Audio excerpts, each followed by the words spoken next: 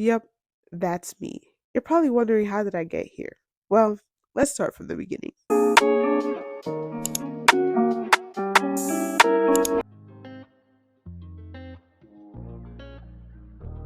Starting off strong with cardio, I do about 15 minutes of jogging and walking. It just consists of how much energy I have, and by the end of it, I'm pretty much sweating, dead, crazy. And this was my cool down period, just to get my heart rate back to normal. So now we're working out the adductors and the thighs. I know people are not a fan of this machine, but I just started getting back into it, and honestly, I love it. I was pretty much shaking by the end. You see that struggle, girl? That's what we're shooting for.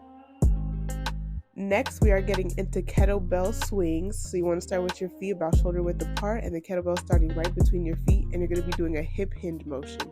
Notice how I am hinging from my hip and not so much from squatting. And you want the kettlebell to go behind you, and that way it can get as much momentum as possible once you're thrusting your hips. If you aren't familiar with how to hip hinge without squatting, I suggest going to a wall and practicing like touching the wall with just your butt and not so much from squatting. We're getting into leg press, which is my favorite. I like to keep my feet about shoulder width apart and about at knee level, and I press slow and come back slowly. Tension is key. I just wanted to see if I had any type of definition or something coming in. It's slowly there, slowly there.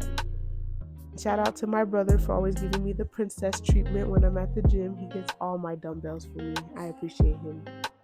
Now we are doing Bulgarian split squats. You want to make sure that you're shooting up at an angle and not just straight up and down. And you also want to make sure that your chest is more pointed towards the floor and not just straight up against the wall. And as you can see right here, my leg was not aligned with my knee and the rest of my body. So I was definitely experiencing back pain. I don't know why, I just don't do it right on the left leg. Now we're getting into RDLs. So what you want to do is the same hip hinging motion that I taught you with the kettlebell swings.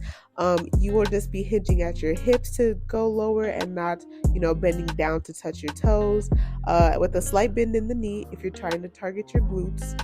And you're just going to go a little bit below your knee and then come back up using your glutes and your hamstrings. For leg curls, you want to make sure that your toes are pointing towards the sky, your thighs are at least leveled, and you want to make sure your back is against the seat fully, and just do these slowly. I know he went a little fast, but I take my time with these, and that's when I get the best burn. Now we'll be doing a Leslie's Hell circuit, ab circuit. And what you need is just a medicine ball and 3 minutes of your time. So here is kind of like the toe touches or alternating leg touches with the medicine ball.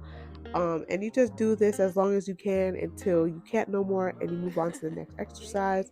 So here we're doing bicycle kicks with throwing the medicine ball up in the air for a progression. This is like his little thing. As you can see, going crazy, but me, I had to throw the ball away. So I just started doing bicycle kicks till I couldn't no more. And we moved on to Russian twist. And you might notice that I'm not twisting as crazy because that's not necessary. A little twist will take you a long way. Then we moved on to crunches. And you can see him going crazy in the back. Me, I was dying. I was dying. And then we ended off with a minute plank. And you may notice that my butt is a little bit in the air. That's due to me having an anterior pelvic tilt that a straight plank would just hurt my lower back and I wouldn't get the benefits from the exercise. So minor details, but take that into consideration.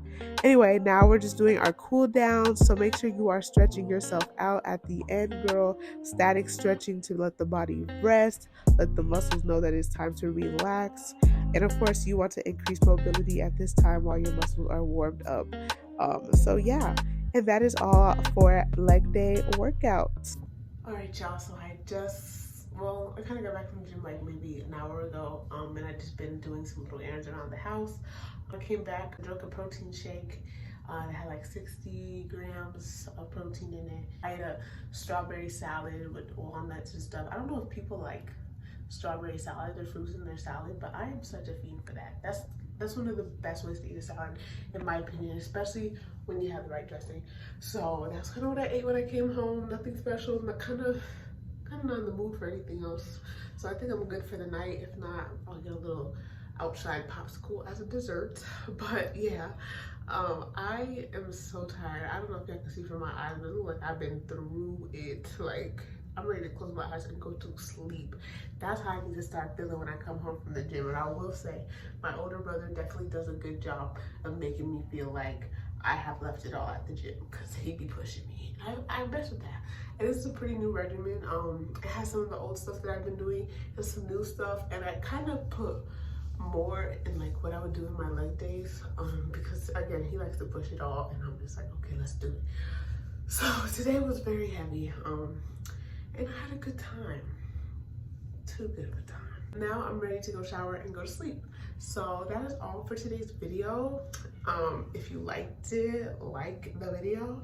And next Sunday I will be posting more about my journey, so stay tuned. And yeah, Brittany loves you. See you next Sunday. Mwah.